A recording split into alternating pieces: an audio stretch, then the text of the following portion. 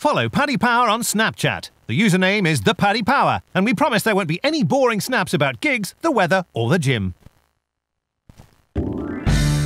We're almost there, folks. The wait is nearly over. 4 more days to go until the Cheltenham Festival. Welcome along to the Racing Post Weekend Postcast. I'm Bruce Millington, and I'm delighted to be joined by Tom Park and Paul Keeley from the Racing Post, and making a very, very warm welcome postcast return from Paddy Power. Backed by very popular demand. He's been missed by the listeners and certainly by us as well. It's the great Frank Hickey.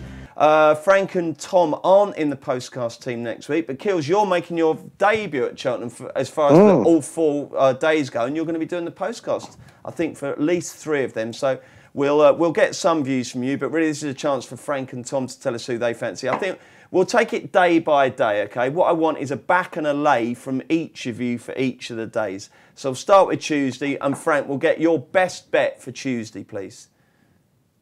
Best bet, Dingle Dollar in the Ultima. I think he's a great chance. He only I kind of liked him for the 4 miler, but he was pulled out of that and was only given an entry in the Ultima, and he was available at a very big price. Now he's tightened up a fair bit, but I think there's still scope for him to go off a single figure price. He's won his last 2. Small doubt would be the big field, but Alan King has a great record with novices in this. He's won with Fork Lightning, and of course Ben Salem was all over the winner when he fell, but he came back and made amends the year after. But he's still, I think, 12-14 to 1. I think it's a very fair price. I'm kind of imagining listeners saying, why is Millington only letting Frank have 1 a day? And I think it is rather silly. Is there anything else on the Tuesday that you think people should be backing Frank? I really like Kalashnikov. I know a lot of people are knocking him and said he hadn't the pace to go in the Betfair hurdle. I think he just hated the ground and won despite it. I don't know if you saw, there was an interview with Barry Geraghty there earlier in the week, and he was basically saying he thought he had him covered on Blue Air Route, and he couldn't get over how he quickened up after the last, and he was mightily impressed. I think he's an absolute tool, and Get a Bird will have to be as good as probably Vittorio Duvan to beat him easily. Yeah, I think Kalashnikov's a no-brainer each way. Okay, Tom, your day 1 nap? I like No Comment in the 4 miler.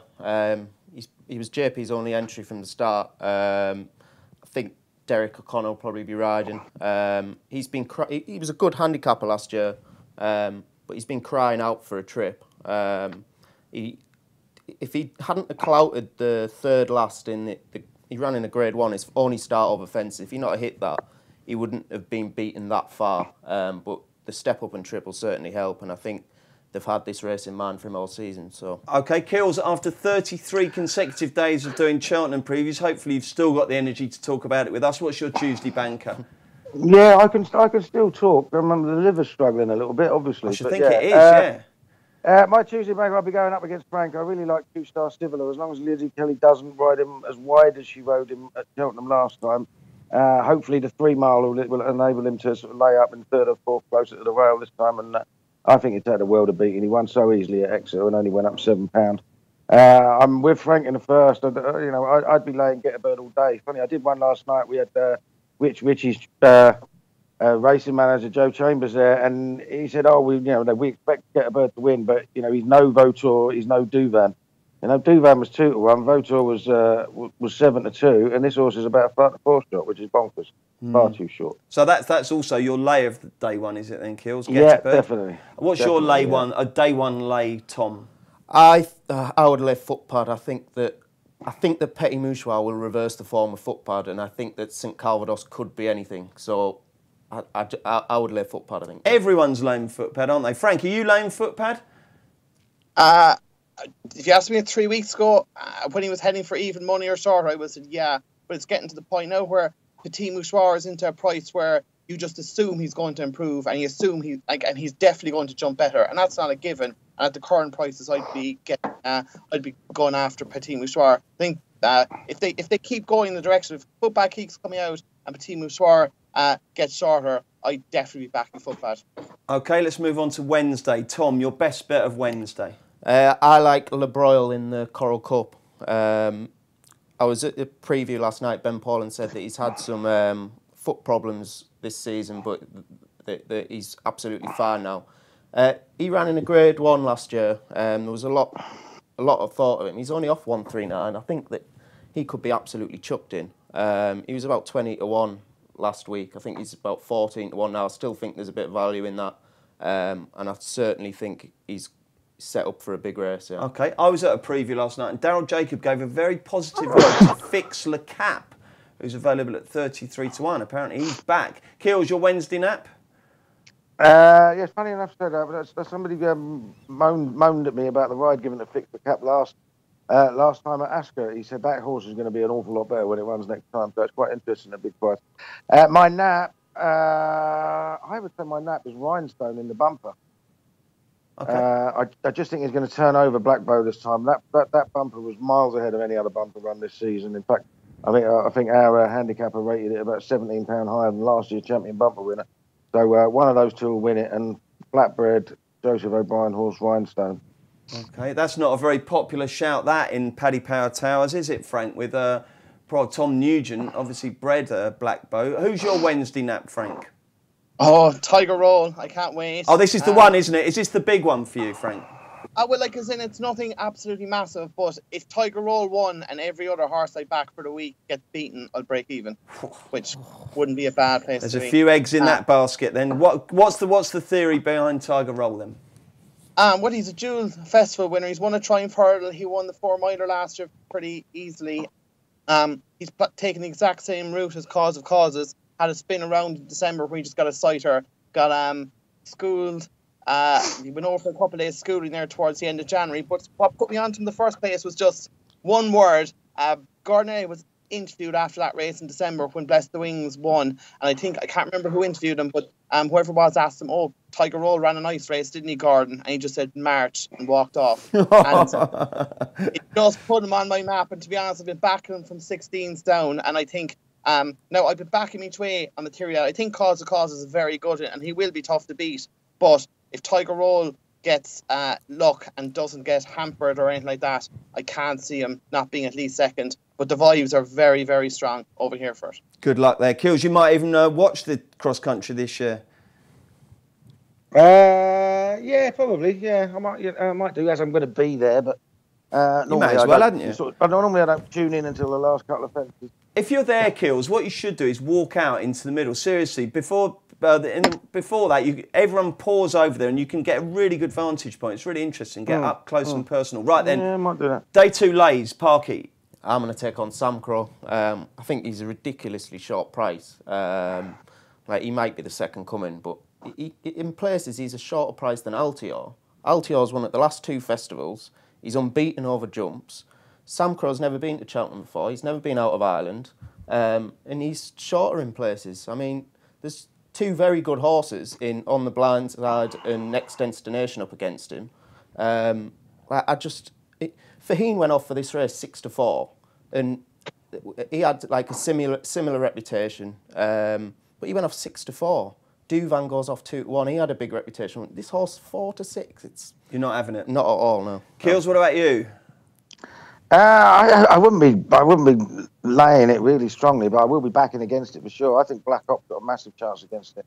It was obviously second on that trials day in January when he got mugged on the line, but by Santini, who Henderson rates an absolute superstar of the future, and I still can't believe Black Ops a double-figure price. Okay, have you got a lay for us on the Wednesday? I wouldn't have said so because the only other short one is Altior, and we're all, I think everybody's expecting Duvan not to turn up, even though connections are saying otherwise. And I just don't think it'll be much of a race. Did Joe Chambers give you the impression last night that Duvan wouldn't turn up? No, he gave completely the opposite impression. Although he did say, if Duvan runs, they'll all be staggered if Ruby Walsh doesn't ride it. I'll tell you what, seriously, we have got the potential for one of the all-time great horse races there, haven't we, Altior v Duvan? Because I know that Duvan's obviously hasn't run for ages, but he's so talented. Wouldn't it be a fantastic race if those two swing in together? It'd be unbelievable if they did. But, I mean, no one believes it until it happens, do they? No, that's the thing, and you can't really anticipate it, particularly with any great excitement. Where are you, Frank, on the Sam Crow debate? He's an absolute tool. I remember I say it was the... No, the Sam Crow debate, not the Paul Keeley debate. Very good. I think we had a discussion before. I think the last podcast was on before the Dublin Racing Festival, and the vibes could not be stronger about this horse. It goes back to he had a schooling hurdle at, I think it was Tipperary or Thurles, one or the other, and he pulled miles clear of Petit Mouchoir, and they knew from then that this thing was an absolute machine. I think it'd be very hard to beat. I agree he's a little bit short, but he is the real deal, and I hope he wins from the point of view that I think, you know, the game needs superstars. I think he's potentially one, but I agree with Paul. If you're having a bet in this race, I would be backing Black Op each way, and I'd be backing him each way without as well. He's a really good horse, and I know I'd heard before he ever ran the bumper that he was an absolute tool. And if you go back to that bumper run at Doncaster, he hammered Claim and Taken Forgan. He just left the race behind him. I think early on at Aintree he was a bit keen, etc. But he's been building up towards this. I think as long as the ground doesn't get too testing, I think he'll run a massive race. I have a couple more for Wednesday if I can. Please do, Frank. I'd be all against presenting person in the RSA. I think he's got a very strange prep. While he didn't have, a lot of people saying he had a really hard race at Gore, and it wasn't as hard as maybe people think, but it still wasn't ideal. I think Monali will put it up to him, but I think for a bet in the race, Album Photo is a cracking each way bet. He's a really good horse. The stop-start nature, the flow gas at Leopardstown wouldn't have suited. He needs a good even gallop. I think if they ran him the JLT, he'd be gone by. I think he'd be a certainty. Unfortunately, from my anti-post bets, he's running here, but I think I can't see him being out of the 3, and I think I'd be pretty sure presenting person get beaten by either Monali or Album Photo. I agree about Le Broil in the Carl Cup, but we'll get to him a bit later. But if Sire de Burley rocks up here, you need to be having a bet. And in the Fred Winter, there's one of the massive fights I backed. Ollie Murphy, of course, lost Hunter's Call, but he's one called Oxford Blue running the Fred Winter. He's going to get blinkers for the first time, and I think Richard Johnson's going to ride him. But he ran the handicap last a couple of weeks ago at Mark Raisin against a good horse of Dan Skelton's called Solomon Gray. Solomon Gray travelled all over and breezed by him going to the last. It looks like he was going to clear away for a 6 or 7 length win, but Oxford Blue really stayed on tenaciously and was only beaten about a neck in the end, suggesting that he'd really relish a strong pace and a stiff finish. Like, he won over 2 miles 2 on the flat. If the ground isn't too bad, he'd run a mighty race at a very big price. I think he's still 25 to 1. Okay. He's a right chance. Well done, Frank. We always try and make sure that the podcasts are just the right length for someone to listen to on their commute home, but hopefully that the listeners work in London and live in Scotland, because this is a long one. Right, we'll move on to Thursday now. We'll get the best bets. Kills, you go first. Thursday. Yeah. What's on Thursday? Well, you've got the Stayers, you've got the Ryanair. What else you've got? The Mildmay Fleet. Yeah, that was quite. Yeah. The Mildmay Fleet, or the Brown Advisory, as we now know it as. I'm quite horrified, Kills. Like I say, you've done more previews than anyone else. You must be punch drunk. You're saying, what's on Thursday? You should know them all off by heart now, mate. Oh yeah, I should do, mate. But yeah, I'm punch drunk and very drunk. It's been the problem. I'm staring at my computer screen now, but I can only really see half of it. But you know what I mean?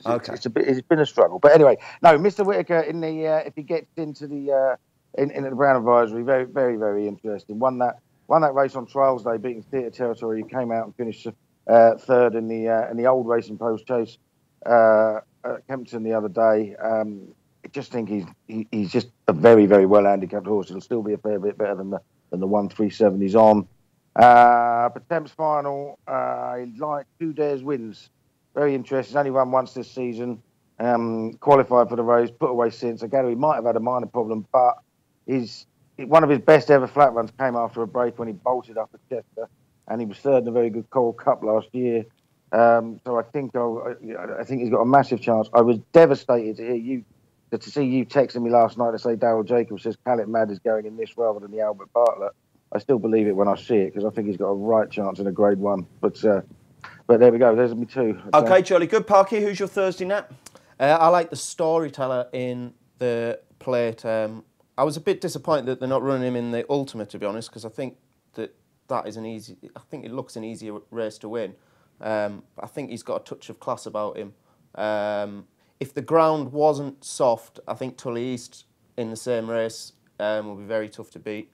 And I'm all over Squirter in the Kim Muir. I think he'd have won the race last year had he not fallen. I think if he jumps round, he's got the best jockey on, Jamie Codd. I think he'll take a hell of a lot of beating. Thursday thoughts, Frank Hickey?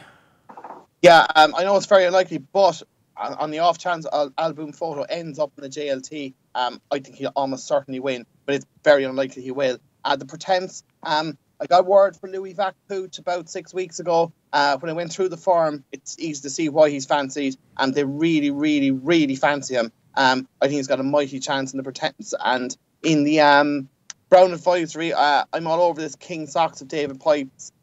He's a very good record in the race. I think he's won it 3 times in the last 8 or 9 years. This horse was second in a Grade 1 at Artoy 2 years ago to Footpad, beaten 2.5 lengths.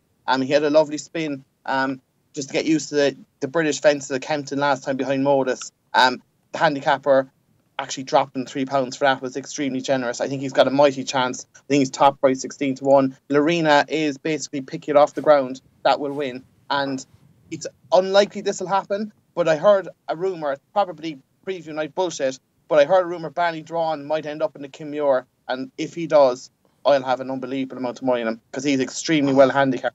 You absolutely love Barney Drawn, don't you? Right, your own. I just want 2 horse names from each. I don't want any reasoning. I want the Stayers winner and the Ryanair winner. Tom. Yanworth and Undersaw. Yanworth. Keels. Stayers with Penhill and Balco de Flo. And Frank. Yanworth at noon, so. No, we're doing all... Friday. Right, Friday. Who's going to win on Friday, Kills? Who's the best bet? Best bet without a shadow of a doubt, Farquharson's 5 hurdle. Absolutely. Hang on, whoa. I didn't hear a word of that. Farquharson, the Triumph hurdle. Oh, absolutely convinced he will turn the form around with Mr. Communicator. I think the Irish form is better than the English. If the ground dries out, there's every chance that Ivanovic Gorbatov will go off favourite in the county hurdle. He's still about 14-1. Obviously, he went off favourite for the Triumph when he won it. He went off favourite for the county last year, finished 6th, beating only 3 lengths. He's a couple of pounds lower now. I'm still fingers crossed. Callet Mad runs in the Albert Bartlett. That's got a mighty chance. Road to Respect in the Gold Cup. DSWF in the Martin Pipe. And if it runs, Diego de Charmil in the Grand Annual. Went off 12-1 for the county last year, off 149. Has a chase rating of 143. Righty-ho. Tommy? I agree with Keels about Ivanovic Gorbatov. I think if the ground dries out... It won't be. I don't think it will be, will it? I think it'll be an absolute mudbath by Friday. Possibly. I mean, the ground... There's rain forecast after the weekend, though, so there's that. Who knows? It depends what you look at, doesn't it? I mean, I'm just seeing raindrops all over my apps, I've got to tell you. Yeah, well, if the ground dries up, he will have a good chance. And, I mean, he was 20-1 a week ago, and as Keel said, he'll go off a single-figure price. I really like Don't Touch It in the Grand Annual. He's clearly been laid out for the race. He's not had the cheek pieces on since winning at Punchestown last year. You can guarantee that they'll be back on at the festival. He's another that is a double-figure price at the moment that will be a single-figure price on the day, and he could be a Grade 1 horse. And I like Mike Bite in the Gold Cup. Bit unoriginal, but I think he's the best horse in the race. And if you knew that he was going to behave himself, he would be a 5-4, 11-8 shot, and you're getting 3-1, 7-2. I think he's a good bet. The world's biggest if. Frank, who are your Friday fancies? Oh, Friday is a day I'm really excited about. You know the way, like it's the hope that kills you, but I actually think Friday can only go through the card. Oh, coming in, away you go. I'm really sweet and apple Shakira. I know everyone's trying to knock her. You're so right, Frank. Why do people keep knocking her? She's got the form. She's going to absolutely piss that. He's fucking going to hammer them. In the county hurdle, won at a big price, Mary DeVee for Willie Mullins. He's an unreal record in the county. She ran third in a big handicap at Fairy House earlier in the year, a valuable one. Third. She ran really well that day. They've kind of been messing around with her, I think, since. She disappointed Limerick on horrible ground. She was given, say, a tentative enough ride at Leopardstown, the Dublin Racing Festival, for winning a listed mayor's race at Punchestown there last time out. I think she's very well handicapped off 141, and the better the ground, better her chances. 20-1's a mighty price. In the Albert Bartlett, this is one I've won at an absolute massive price. That is a ridiculous price. Alan King has a horse called Talk Is Cheap in here. It won a handicap at Newbury off 133 on a Bedford Hurdle Day. And if you go back and watch the video, you will back this horse. It tanked through the race, jumped like a machine, travelled all over them. and won really easy. It got bumped up to 142, which means it still needs to find £8 or £9. But it's really experienced. It's had 11 runs in total when you include points. 3 of those points over 3 miles, and he's had 1 run over 3 miles over hurdles. He's won all 4 of them. If the ground dries out, this will absolutely tank through the race. And he's 40-1 in the place and 33s and in plenty. This could go off 10 or 12. And I tell you something, this is a mighty chance of winning. I'm up to my eyeballs in this as well. An unbelievable chance. And the Gold Cup, I'm taking a big punt and Claude de Vic, actually putting it all together jumping wise. He's got a massive engine. It's a massive if that he will jump well on the day. But if he did, I'm convinced he'd beat these. He's really, really good. But the jumping is an if. And then the Martin Pipe. There's a horse called Sire de Burley here for Gordon Elliott. Again, all I'd say to you is go back and watch the video of him running a fairy house. And I'm telling you this is an absolute good thing if he's fully tuned for the day. That's all I'd say. He's about 14 or 16-1 as well. I just keep an eye out on the money. He could end up in the Carl Cup, but wherever he goes, he's a very, very good chance of winning. Frank, absolutely superb, my friend. Everything I thought I knew about Friday's card has just been ripped up. I'm just going to follow you in. Well done, guys. We'll have one bet from each of you for Cheltenham. If you're only allowed one bet all week, and Kills, I think you might be having more than one, I suspect. Who would it be, Paul? I'm all in Q-Star Civil, I think, in the Ultima on Tuesday. Q-Star Civil for Kills. Who for you, Parky? Don't touch it in the Grand Annual. And what day's that? Friday. Don't touch it in the ground. That's the getting out stakes, isn't it? That'll get you out. Okay, lovely stuff. And Frank? If you want to win, it's a certainty, it's an arena, but that talk is cheap at 33 or 40-1 is mental. You want to be having a good each way bet on that. Absolutely fantastic. And Frank, you'll be plotting up, watching it all on the box, punting away and getting a wheelbarrow to go and collect your money, will you? I'm working every day bar Friday, so I'm hoping Friday I'll have to just drive around with a van to collect all my money, hopefully. That's the plan. Absolutely Won't superb. work out like that though, of course, but I know. that's the dream. Oh, well, good luck, Frank. Thank you so much for input. And like I say, it's absolutely wonderful to have you back on the Postcast. Parky, what are your plans next week? You getting down there? I'm there on Tuesday. What do you do? Do you take it sensibly or do you just drink as much Guinness as you can? Just drink as much as I can, yeah. How will you get home? I get like the coach there and back, just do it in a day. And then I'm in here on Wednesday and Friday, and then I'm going to the pub for the day on Thursday. So Well, I'm pleased to hear you're going by coach anyway. So it takes away the chance of you falling off the platform, doesn't it? Like you did after Ascot a couple of years ago. Did you? You fell off the platform? My dad's going to be listening to this. He's not going to be happy about that. Don't worry about it. But that did happen. Yeah, that did did you watch happen, it, Kills, or did you push him? No. I heard about it. There were a few others there. Oh my goodness.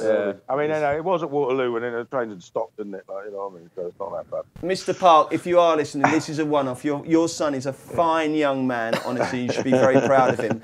Kills, you're down there all 4, and you're vowing not to drink too much, aren't you? Yeah, I'm going to drive down. I'm going to drive down Monday morning. I'm going to try and do work mornings and evenings, so I can just enjoy the racing. I'm half tempted to go home first thing Friday morning and then just go on the piss locally rather than stay there. But we'll see how we go. Okay, mate. Well, good luck. Good luck, Tom. Good luck, Frank. Good luck, Kills. Good luck to all of you. Don't forget, like I say, we've got postcasts every day from the course. We're really looking forward to bringing you all the latest news, all the top tips. Do join us every day for the Racing Postcast right throughout this fantastic Cheltenham Festival. Check out Paddy's Rewards Club. Simply place 5 bets of £10 or more across any sport in a week and you'll get a free £10 bet then next week. T&Cs apply. 18+. BeGambleAware.org.